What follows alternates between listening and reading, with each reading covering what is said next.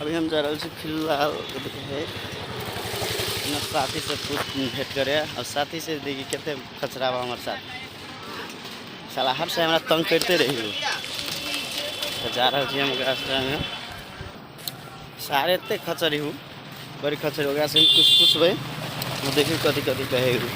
साला भेंट करला बोले है 12 बीघा जनकपुर के 12 बीघा बुझी के जनकपुर के 12 बीघा में बोले है तो वही जा रहा फिलहाल है ना चलू तब तक के लगी जा रहा से के ताले भेंट से यहाँ सके डायरेक्ट ओकरे से एंट्री करब 12 बीघा देखिए 12 बीघा के नज़ारा साथी से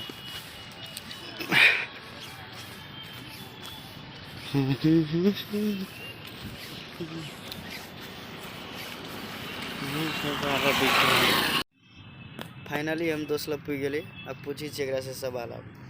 हेलो गाइस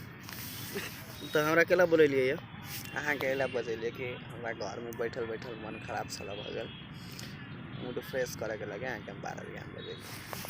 पैंचो हमरा से मूड फ्रेश तोरा होतो आए अहाँ के हम छोड़ी समझी छी न ते द्वारे अहाँ के बजे